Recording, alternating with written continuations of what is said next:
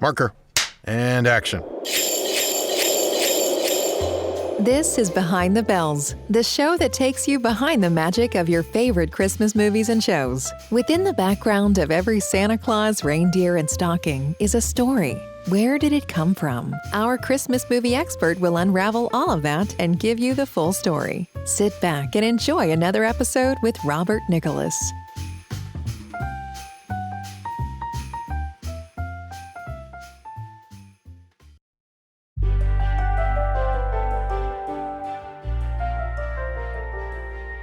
Merry Monday, everyone, and welcome to Behind the Bells. I'm your host, Robert Nicholas, and I'll be taking you on another one-horse open sleigh ride into the world of Christmas movies. For this week's editorial episode, I thought we would explore some more within the Nickelodeon holiday specials. The last time we talked about Doug, which itself has an interesting bit of history going from Nickelodeon to Disney within its time span, not to mention was also admittedly one of my favorite shows. So, was that my all-time favorite? Well, if you were to ask my 10-year-old self at that point, I probably would have said no. In fact, if anything, there was actually another show on Nickelodeon that I did consider my all-time favorite. And that show was a little hit called Rugrats.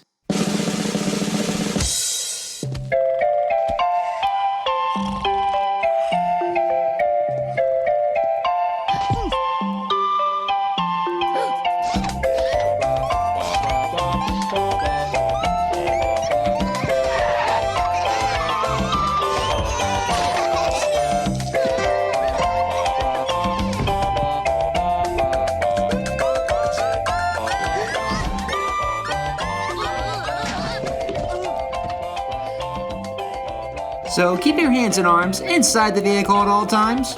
Let's go for a ride.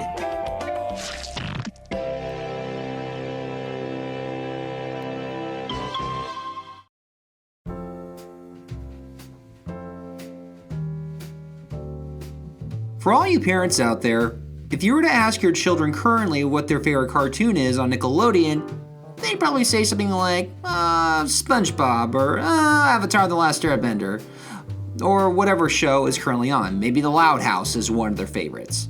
However, if you were to go back in time to the 1990s and ask them what their favorite show was, not just their favorite Nickelodeon show, but one of their favorite shows in general, they probably would have likely said Rugrats. Now, a lot of people might look at the cartoon now and wonder why exactly a show about babies would be a really big hit. Well, we have to also remember that even before Rugrats, there was another show back in the 80s that was also about babies that was also a hit, The Muppet Babies. But unlike The Muppet Babies, which itself was on for a nice short run but still managed to do a lot of reruns, Rugrats managed to stay on TV from 1990 all the way to 2001. And for a while, it even held the record as Nickelodeon's longest running show up until SpongeBob would dethrone it sometime in the 2010s. But Rugrats was also in a position where it would pretty much have a lot of things. Merchandising, several movies, a star on the Walk of Fame, a Macy's Thanksgiving Day Parade balloon, and even its own attraction at Universal Studios, both Florida and Hollywood. It's crazy to think just how big it actually once was. So, of course, I thought I'd also talk about the Christmas specials that they would produce. Now, because they also did produce some Hanukkah specials and a Kwanzaa special, I've decided to leave those two latter ones out, as I'm going to give those specials their own episode at a later point. But before we do talk about the Christmas specials, I might as well talk about the show Rugrats itself, and even a little bit of its own history. So for the uninformed, what was Rugrats? Rugrats focused on a set of infants in which each episode would focus on whatever it was they wanted. Could be a toy, could be one of their parents, or it could be taking a simple something like the kitchen, the pool, or maybe even a family reunion or a holiday, and through their own eyes, just exploring what it is and what they think it might be. So for our characters, we first have our leader, Tommy, who happens to be the bravest of the bunch. We have Chucky, the very noticeable redhead kid, who also happens to be the coward. We also have twins, Phil and Lil, who are pretty much the Tweedledee and Tweedledum of the show, at least within a group format. When they're all together, the twins' purpose is to pretty much provide support and maybe even occasionally bicker and fight. But on the episodes that they do focus on the twins, they do actually focus on the brother-sister dilemma. And of course, I should bring up the show's somewhat antagonist, Angelica, the little 3-year-old who is probably the single most spoiled kid that you will ever encounter on TV, all because she has parents that are just too cowardly to discipline her or even say no. Each episode would focus on them escaping from the playpen and exploring the world around them. They would sometimes even occasionally focus on the parents. Tommy's parents, Dee Dee and Stu, Chucky's dad, Chaz, the twins' parents, Betty and Howard, and of course, Angelica's parents, Drew and Charlotte. They would all eventually have their own stories, their own dilemmas, but to be fair, the show primarily kept its focus on the babies. Because of that focus, that would occasionally mean that the writing would definitely aim for the kids.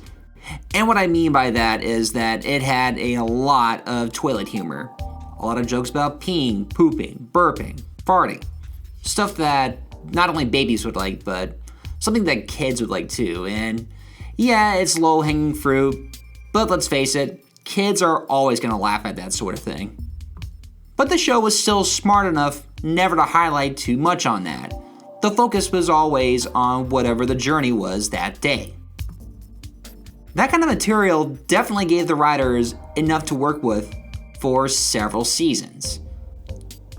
But how exactly did they get to that route?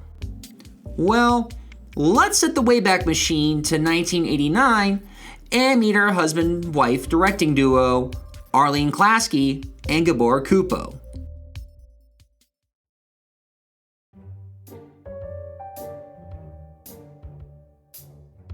The two of them have been working in the animation industry for a little while, sometimes Europe, but also sometimes the United States, having worked on a variety of material from Hanna-Barbera to even The Simpsons. Within their time on The Simpsons, they would also meet another producer named Paul Germain. The three of them would eventually set out to start their own animation company called Klasky Kupo. Along with producing animation for The Simpsons, they were also approached by Nickelodeon to come up with a brand new pilot. This is when they gave them their show, Tommy Pickles and the Great White Thing. This itself was simply a short about Tommy Pickles and exploring a toilet that he keeps referring to as the Great White Thing, and just interpreting it through his friends Phil and Lil on exactly what it is. Nickelodeon absolutely loved it and eventually had asked them to produce another pilot, which would eventually lead into Tommy's first birthday. That too tested well, in which it would end up debuting with Doug and Ren and Stimpy in 1990. Like I said in my Doug episode, the network had assumed that Doug would be the really big hit show, but was thrown off by how much of a hit Rugrats would end up becoming. The show would initially run for about 3 or 4 seasons, at least within its first run up until 1994, in which a couple of changes would happen, but the biggest change being that both Arlene Klasky and Gabor Kupo divorcing. The two of them would still work together on the second run of Rugrats that would debut in 1997, but it was clear that there would be a change of direction from that point. I'll get into that once we get to our further Christmas specials, but let's go ahead and step into our first one, the Santa Experience.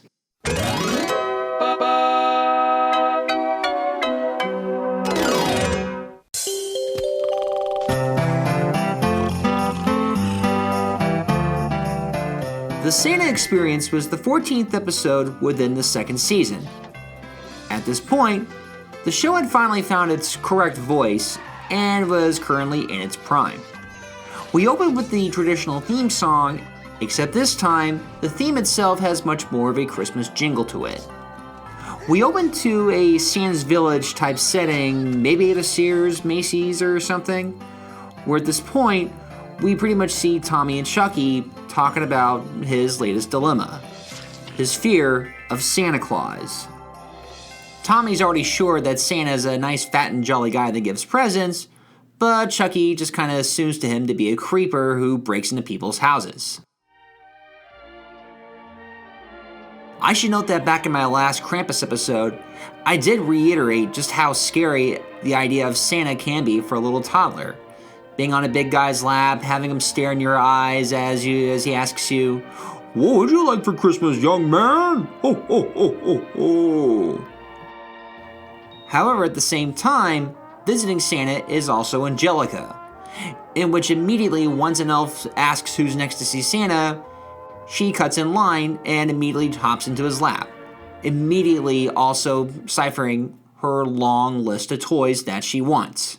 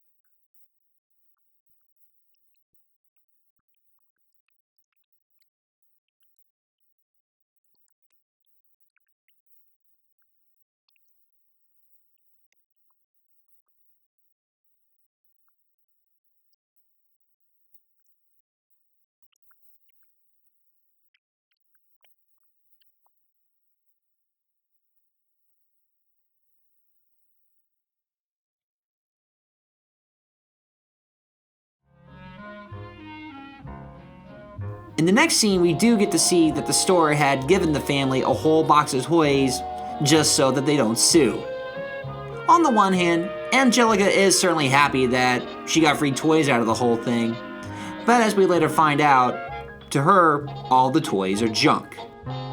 Meanwhile, in the kitchen, her father is sitting in there contemplating on just how traumatized Angelica must be, even though never once does that ever show.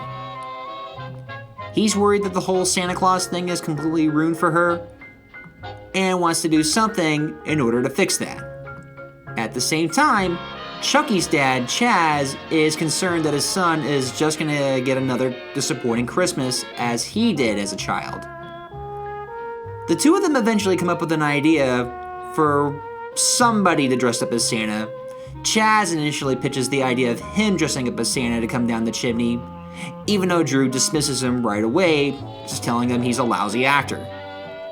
Going back to Angelica, it's no surprise on just how selfish the special is really showing her. It only gets worse.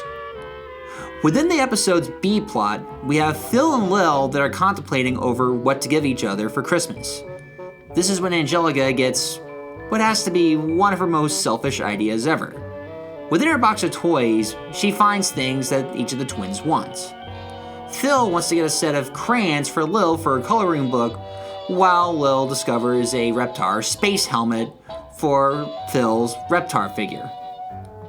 Without telling one of another, Angelica convinces both of them to pretty much give up both their coloring book and Reptar doll, just so that the twins have something that obviously is going to go to something they no longer have.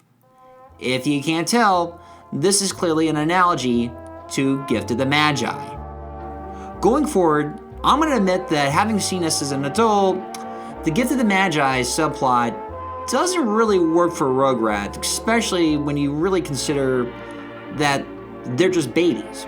They're really not at that point where they're contemplating giving each other gifts.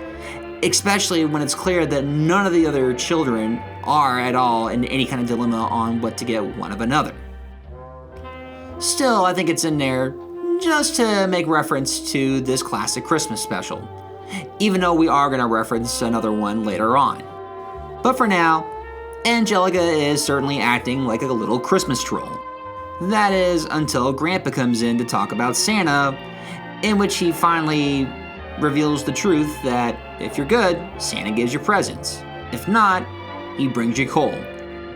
Later that evening, Angelica ends up having another nightmare over exactly what's going to come Christmas morning when Santa does come and deliver.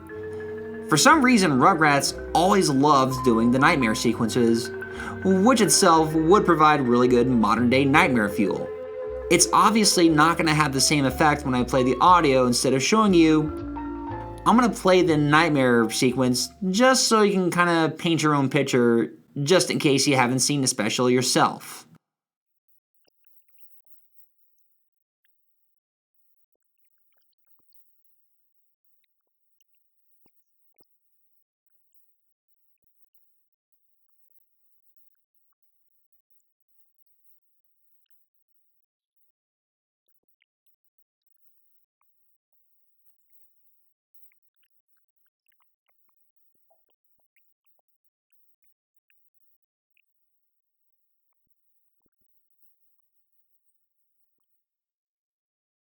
Upon waking up, Angelica knows that she's going to have to give those gifts back. The problem, it's also going to be Christmas Eve. What I'm about to describe is probably the most unbelievable part of the whole episode. No, not the talking babies, but that of exactly what happens today. We have 4 families that all pile in one car that drives up the mountain to go to a cabin that they somehow rented one day before Christmas Eve, and along with arriving there, also plan on getting a tree, making dinner, and hosting their typical party. Anybody that lives in the Southern California area will tell you that is impossible. But for the purposes of this episode, let's keep going. Angelica continues to pursue the twins, hoping to switch back the gifts, only to keep getting interrupted either by the parents or within her own little speeches. Meanwhile, Tommy and Chucky come up with a plan to catch Santa just so that they can make him tell them on whether he's good or bad. Boy oh boy, don't you wish that Krampus could be caught this way too. It's also around here at this cabin and winter setting that we do get something of a nicer winter image. Fresh fallen snow, trees all over the area, and even Grandpa watching It's a Wonderful Life on TV. Of course, we don't actually see the movie for copyright reasons, but we do see the bells playing at the end, as they already are in there in the movie, but here it's obviously an animated format. This is also when we get probably one of my favorite parts of the special, when Angelica sees a phone number, calls it hoping that Santa Claus can answer it. In fact, I'm not even going to explain how the scene goes. I'm just going to play the clip for you, just because it's actually one of the funnier parts.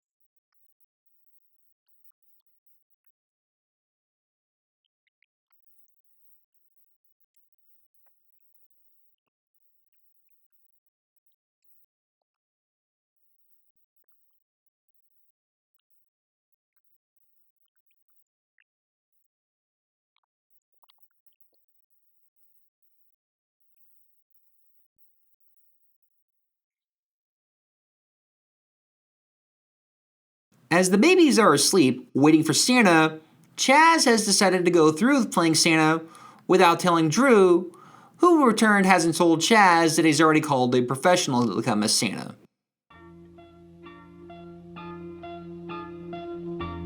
Chaz puts on the suit, hops up a ladder, and hops down the chimney.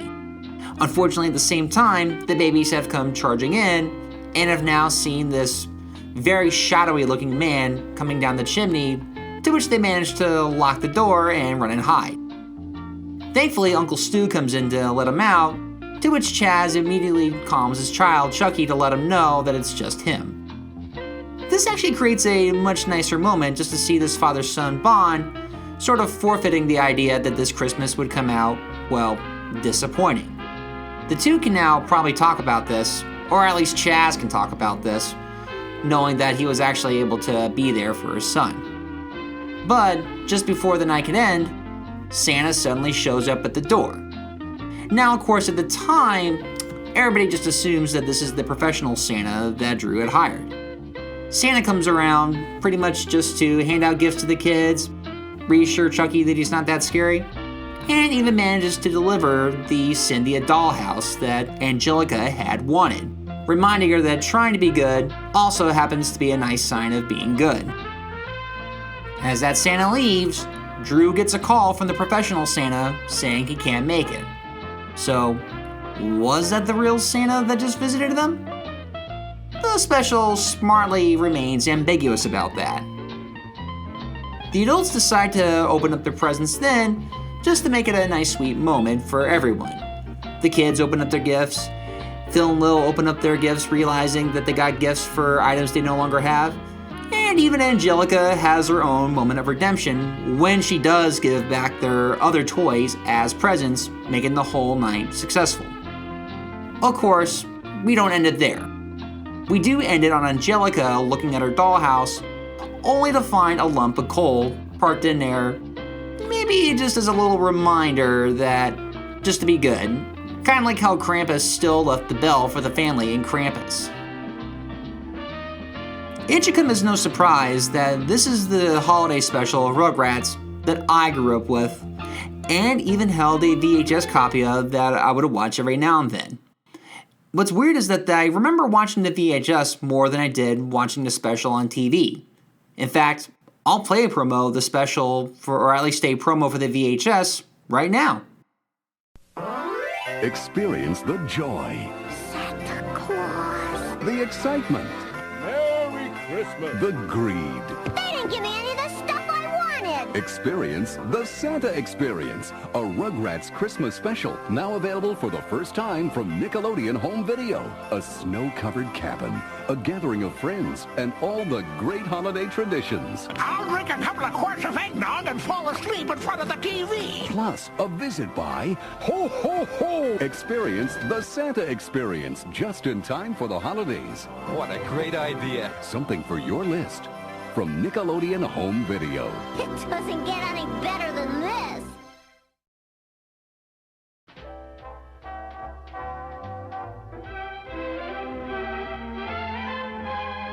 As far as holiday specials go, this one's not that bad. I wouldn't necessarily call it a classic or even one of the great ones, or maybe even the best Nickelodeon one. I'll get into that one once we get to that one. But the Santa Experience itself does make for a nice 25 minutes or so for the whole family to come and see the Rugrat characters just experience Christmas through the eyes of a toddler. It works best when it either focuses on Tommy, Chucky, or the parents. And sometimes Angelica too. It's clear that the weakest link is the Phil and Lil subplot, primarily because not only does the Gift of the Magi thing seem a little too grown up for them, but it's also going to lead into the predictable window where you kind of know that Angelica's going to do the right thing and they're going to get their gifts. So we're just kind of sitting around as they're just waiting for the moment for that to play out. But otherwise, with the rest of the subplot, it still makes for a nice story. And it's something I would recommend to current kids that are fans of Rugrats. So, what about the next special? The next special is something interesting. I wasn't even sure whether I should count this, but given I'm probably not going to get another chance to talk about it, I might as well at least skim through it a little bit here.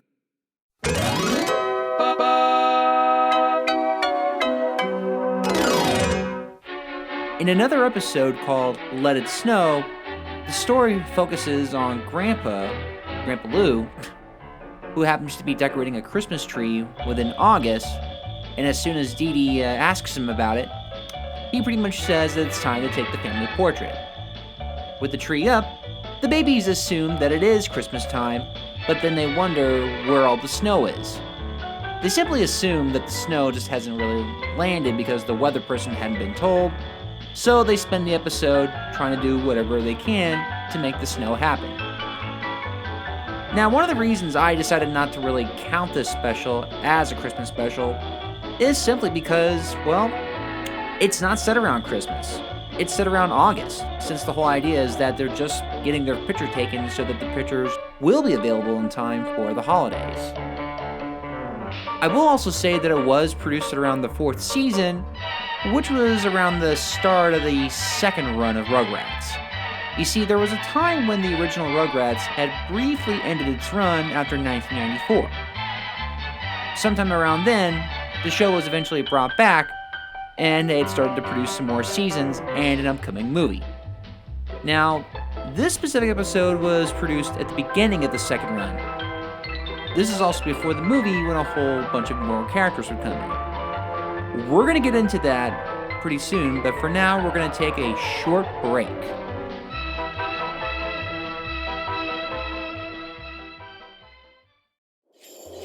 And now back to the show with our Christmas movie expert, Robert Nicholas.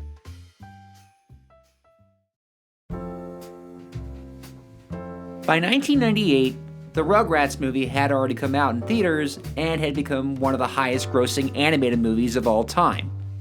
The movie would also reach a turning point, as it would not only introduce Tommy's little brother Dill, but it would also set the course for the show on exactly what the focus was going to be from this point on. A good chunk of the episodes would focus on Tommy trying to become a better brother for Dill, which I wouldn't necessarily mind. It just so happens that Dill really was never that interesting of a character.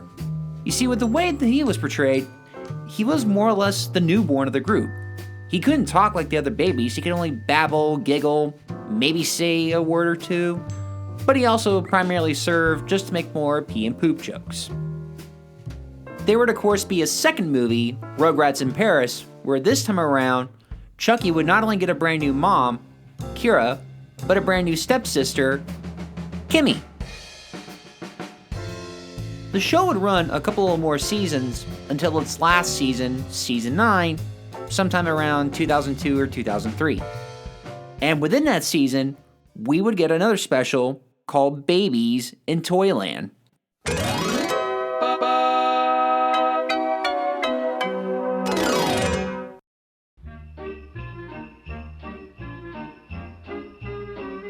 There doesn't seem to be any indication on whether or not the Santa experience ever happened, but we can simply assume that it probably did. I mean, it doesn't really matter either way, but because it has no effect on this current story. There's no going to the mountains, and there's not even a contemplation of whether Santa's gonna give you gifts. Well, sort of. I'll get to that in a second. So the story this time around is that because this is Dill's very first Christmas, Tommy is looking to make sure that the whole experience is the best that it can be for his little brother. Of course, what he doesn't know, neither do the other babies, is that for this Christmas Eve, the family is going to a brand new holiday theme park called Santaland, an entire theme park that was designed by Stu, and it's also being sponsored by Angelica's mom Charlotte's company, Megacorp. So they all pile into the car, and again, this is, like the original special, this is every single member of the family, and I mean of all the families, all pile into the van, and they head over to the Megacorp offices where Santaland is. And upon getting out, everybody is in awe with what Stu has done here. And even though this is all set in front of the office, somehow it really comes out really spectacular. I mean, I'm not sure what the acreage of this whole park is, but Stu was clearly given a lot of money to test try a whole bunch of stuff. A variety of rides, a spectacular spot to see Santa, an old settler's cabin, even giant Nutcracker robots with other animatronics that can somehow recreate the whole Nutcracker story.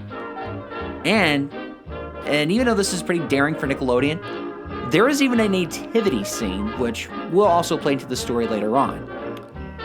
But anyway, as the babies arrive at the park, Angelica immediately cuts in line, telling the babies that she's going to be the first one to ask Santa what she wants. Which, I guess she didn't learn her lesson from the Santa experience because it's just another long list of items. She then also proceeds to tell the babies that if Dill doesn't get any presents, then that somehow means he won't have a good Christmas.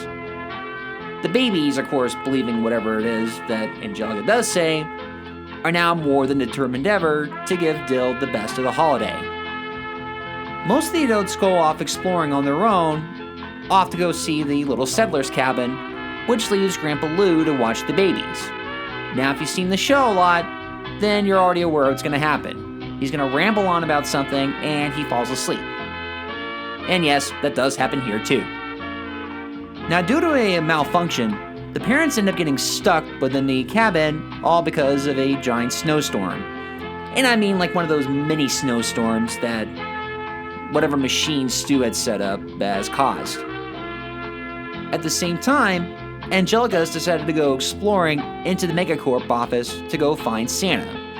In which she does, obviously an actor, though this time voiced by Jim Belushi. He does his best to tell her that she should go back out and wait, but she just won't quit.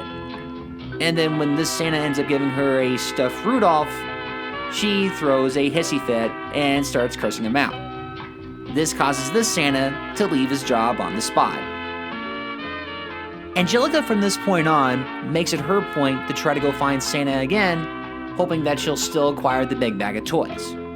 At the same time, the babies are out and about in Santa Land on their own, obviously without Grandpa, as they too are looking for Santa, hoping that they'll be able to see him give Dill the first present. This, of course, leads to what has to be one of the more surreal sequences in which the babies do encounter this giant Nutcracker-type robot and a whole bunch of other animatronics, as, like I mentioned before, we pretty much get a recreation of the Nutcracker. What makes it even weirder is that as all this action's going on, we get to see everything from the baby's imaginative point of view, which is essentially the Nutcracker, the Rat King, and the ballerina all coming to life.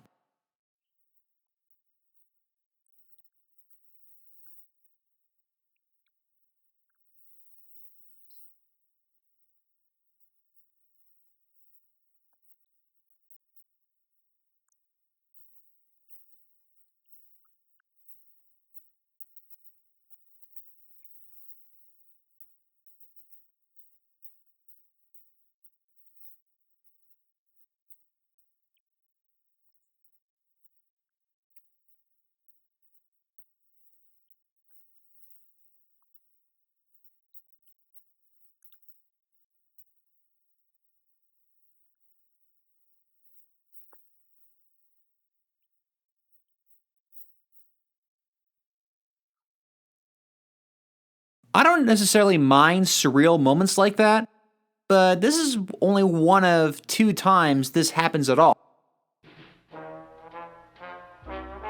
But speaking of which, I might as well talk about the second sequence right now.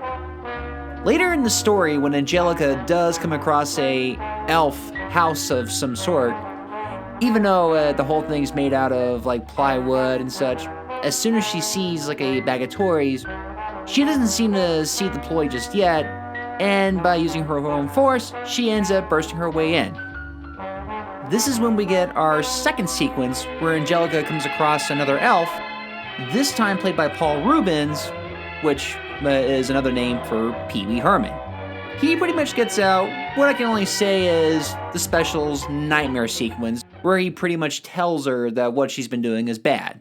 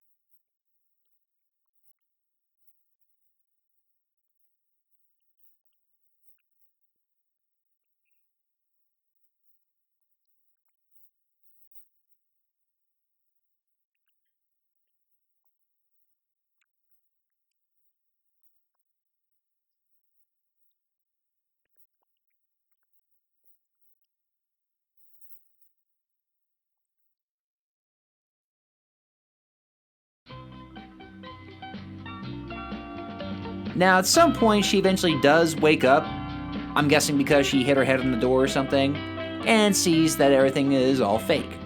But she's still bound and determined to find Santa. But as she's been strung along this whole journey, she starts to really appreciate the little toy that Santa had given her.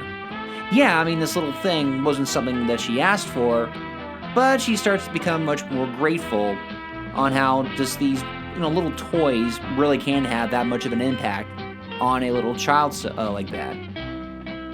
So I bet you're all wondering, well, if the babies are out and about and Angelica's out on her own and Grandpa's sleeping, then what about the adults? What are they doing? Well, as they're still stuck in the cabin, the adults are kind of wondering and complaining, how they're going to get out and how Stu ruined the holidays. And of course, this is when Dee Dee at one point just points out that this is what the holidays are all about. Admittedly, this is also the weakest part of the story because you kind of know it's going to go this route, especially with the whole settler's cabin being the setting. So each time we tend to come back to that, it also proves to be kind of boring as you're just kind of expecting them to get together and be happy, and all what we're waiting for is the reason that they eventually get out. Thankfully, it doesn't trot on that a little too long. In fact, if anything, once Dee Dee gets out the moral of that whole segment one too many times, we do cut back to the babies as they eventually end up at the nativity story, where, of course, they eventually do find the little baby Jesus just sitting there looking kind of sad. Of course, they really don't say the word Jesus, but of course we all know who it really is. But then the babies decide that in order to make this little wooden baby a lot happier, they all start giving him something, like something of theirs, like a toy or so. What makes the special so much nicer is that as the babies are given their gifts, even Dill wants to get in on the game and give something to that little wooden child. Once the babies look at the little wooden baby in the nativity scene, they suddenly see a little smile on that thing. This is also where Tommy comes to understand that it's not about getting gifts for one of another, it's all about the giving. Eventually, Grandpa Lou does wake up, and after a short spell where he temporarily fills in the role of Santa, he eventually finds the babies himself, and then also eventually happens to find a shovel to help get the other adults out. This is when they all finally gather together towards the end, wishing each other a Merry Christmas, Happy Holidays, which also leads into one of my favorite quotes from Dee Dee, in which she tells Stu, "Stu, I'm glad you malfunctioned." This is also where we come across Angelica's closure, as while the babies are still wondering what to get Dill, she ultimately decides to give him the little stuffed reindeer that she got before, where at least she seems to learn her lesson this time around. Overall, this special was actually a lot better than I thought it was going to be, maybe because I went in with such a low expectations because I really don't care for the latter seasons of Rugrats, which, again, not a fan of Dill. Kimmy is okay as a character, but it's still a presence that really ruins everything. However, in this episode, Dill doesn't really come off as annoying this time. Maybe because there are a lot more characters to focus on. Now, the only downside with all these characters is that this also gives the special an excuse to go on a little longer. Because unlike the Santa Experience episode, which is a respectable 30 minutes, this one goes on for a full hour. Had they added another 10 minutes or 15 minutes, I could have seen Nickelodeon at that point packaging this movie and putting this in theaters as some kind of Rugrats movie. Which isn't to say that they would have. They already knew that Rugrats was kind of on their way out, as SpongeBob at this point was slowly but surely starting to overtake the Rugrats as the most popular Nicktoon. Now, I can't stress enough that there's probably not much for adults that didn't grow up on the Rugrats, but for any kid, this is inoffensive enough that they'll definitely get something out of it. Though if you were to ask me which of the Rugrats specials is better, for nostalgic reasons, I'm probably always going to pick the Santa Experience. But to be fair, we could have gotten much worse. Now, this is where I would normally close out the episode, but we still have at least one more Christmas special to look at. And it's not from Rugrats, but it's from the Rugrats spinoff, All Grown Up. 4, 3, 2, 1.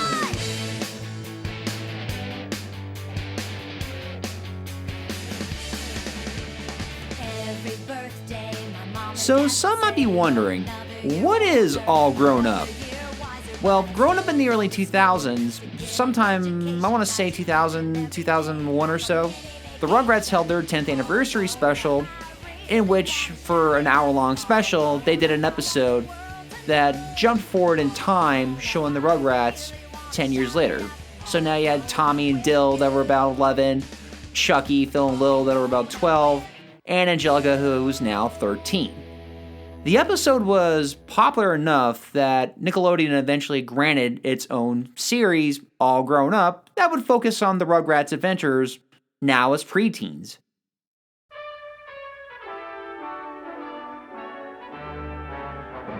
Now, this is also not a bad idea for a show, as my 9-year-old self probably would have loved the scene where the kids have been when they got a little older. Now, the one problem, of course, was that by 2003, I already mentioned that I didn't see the special, but by that point, I had already started to get out of my Rugrats phase. I wasn't really looking to watch any new episodes. Like, if my friends and I were gonna watch an episode, it was rarely ever my idea. Most of us would have probably either switched over to SpongeBob, or we might have switched over to another show or channel entirely. Because at that point, I was in middle school, and I was in the middle of getting into The Simpsons at that point. And most middle schoolers are really not looking to watch the Rugrats at any kind of point. But, for the sake of the podcast, I thought it would be fun to actually take a look at the one Christmas special that it did produce, The Finster Who Stole Christmas. As the title implies, the story this time doesn't really focus on Tommy or Dill, but rather of Chucky and his relationship with his dad, Chaz. Now, if you remember, as I said from the Santa experience, Chaz had always been concerned that Christmas would turn out disappointing for his boy. Now, unfortunately, this seems to have, well, come true. You see, as Chucky is talking to Tommy and the rest of his friends about his Christmases, he seems a bit more winced about the whole thing. He tends to talk about just how bad the holidays tend to be. And to prove this, he shows Tommy his old home videos, which from what I understand is also one of the few times that we ever see the babies again on All Grown Up. Throughout the home video, we start to see that one of the root causes is the fact that they somehow, for some reason, always get the single worst Christmas trees. And I don't mean like a really bad fake one, or even like a one that has few branches. No, these are just nothing but standing sticks, as if the trees have been dead for so long. Now, the reason that they always get really bad trees is because Chaz apparently picked them out. Now, I can see that stemming from two different things. One, the Chucky's family had always been shown to never really be in that good of a financial spot. His dad tends to make really bad financial decisions, and in one episode of Rugrats where he managed to win $10 million, he made some bad investments and all the money was gone within like weeks or so after acquiring his fabulous wealth. So this year, Chucky decides to get his dad to go for a much bigger tree, but when they go to the tree lot, that's when we see his other flaw. His dad is also kind of a cheapskate, and a pretty bad one too. As soon as they see these like 6 or 7 footer trees that are all beautiful and green that Chucky really wants, the first thing that Chaz does is looks at him and says, "I don't know if that's really a Fenster tree." And rather than really paying whatever expensive price it was, which, given in mind, we never even find out just how much or how expensive these trees are, he goes straight for those, again, little skinny stick trees, which are only on sale for $15, and calls them a bargain. This once again disappoints Chucky, who only starts to see his dad further and further as much more of a coward than he really is. Because he's bound and determined to have the best Christmas there is, he suddenly sees a Christmas tree or a wrapped up Christmas tree wrapped up outside of some neighbor's house one evening, so he decides to go take that tree instead, taking it home, assuming that that couple was going to throw it out. As soon as he installs the tree and Chaz sees it, his father then starts getting into the Christmas spirit and immediately goes away to go wrap presents and make gingerbread cookies. But it's also not too long where Chucky suddenly hears the news from his friends that the couple that the tree was taken from was actually planning on putting up that tree after all. Now, I don't know why they let that tree sit out there, for that long, because, let's be honest, if Chucky didn't steal it, somebody else was going to take it anyway. But regardless, everybody's now looking to ramp up the neighborhood watch, and they're all looking for the thieves that stole the Christmas this year. This, of course, causes a lot of guilt on Chucky, who at first wants to tell his dad what he did, but as soon as he keeps coming in to keep telling his dad, the Christmases in the Finster house only get bigger and bigger and bigger. And if anything, he really doesn't want to queer the whole deal, seeing that whenever anything bad happens around the holidays, that seems to create some kind of domino effect for the whole Finster family. Because on top of that, they're also looking forward to Kimmy and Kira coming home for the holidays, who are in Japan looking after a relative, but they keep encountering one mishap after another, just trying to get home. While it is interesting here to kind of see Chucky finally dealing with teen angst for the first time, my biggest problem with this whole side story is there seems to be a million ways around the whole situation, especially considering that the neighbors themselves aren't really focused on that much at all. We never even see exactly who the people are that the tree is getting stolen from. I might have had more sympathy if we would have at least known who they were, like maybe they were just so financially strapped, maybe even worse than the Finsters, and that one tree was going to be their saving grace. But no, all we get is basically talk from the other neighbors on how the people that were the victims are feeling. I mean, is there really only one tree lot in this little town? Are there no artificial trees in this universe?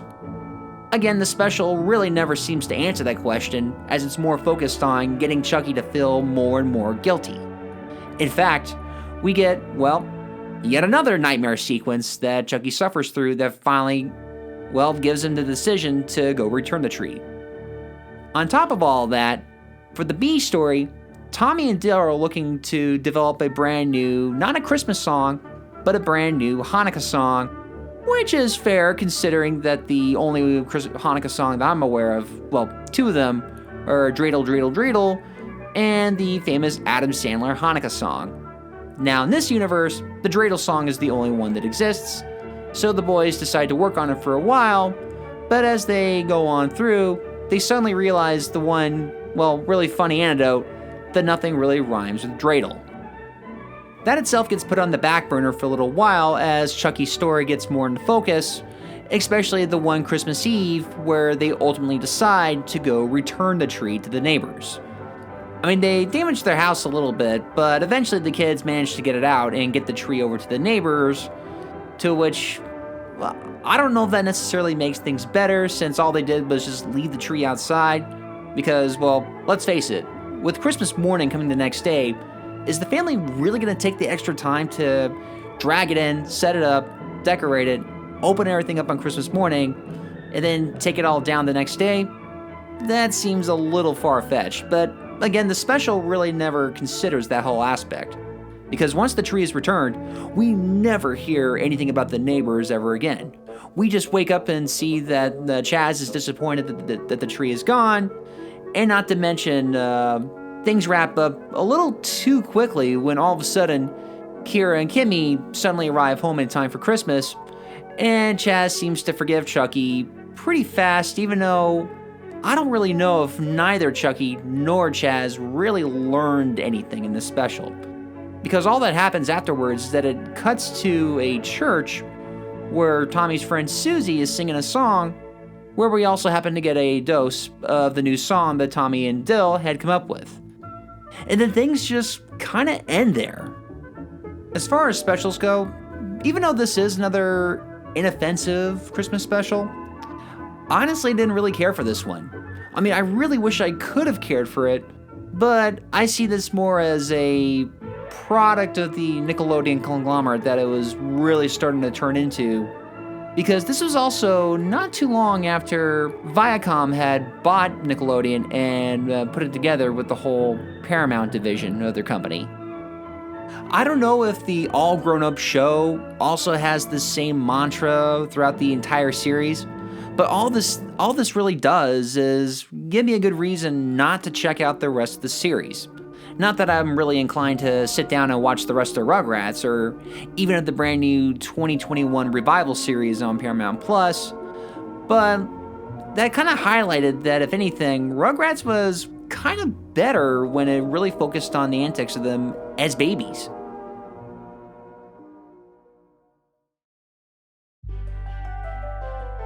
It's easy to see why Rugrats was one of the biggest hits on Nickelodeon, but it was also easy to see why that its fame wouldn't last forever.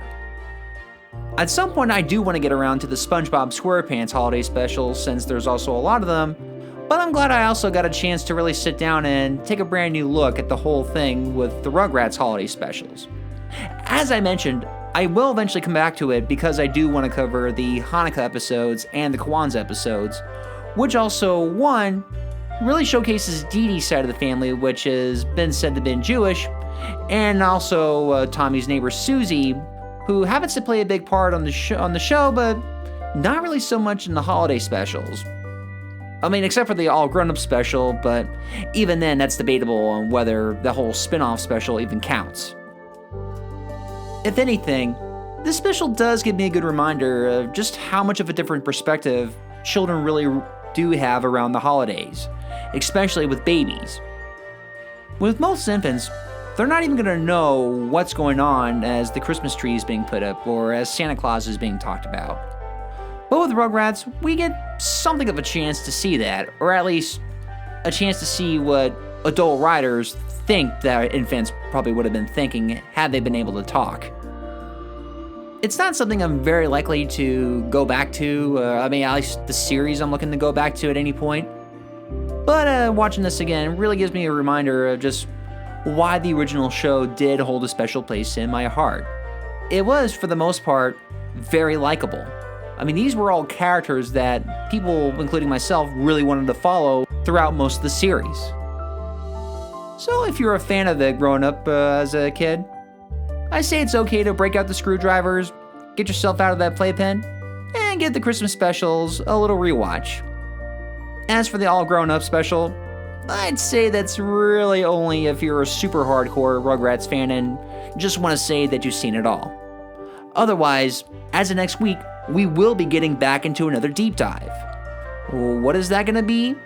Well, since we looked at Krampus, one dark side of the whole shadow of St. Nicholas, I thought we'd flip the coin and go back into a much more positive portrayal.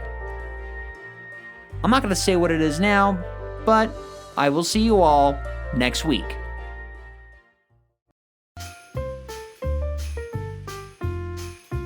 Thank you for joining us on this sleigh ride into the magical world of Christmas movies. Check us out for weekly rides into your favorite Christmas classics and their histories. Be sure to give us a positive review on iTunes if you like what you heard. And don't forget to follow us on social media on Facebook and Instagram for updates and special news. Consider subscribing on Patreon in order to help keep the show going and to gain access to some special gifts not available to the public. Merry Monday to all, and to all a good night. See you next week. Cut. Okay, everybody, that's a wrap.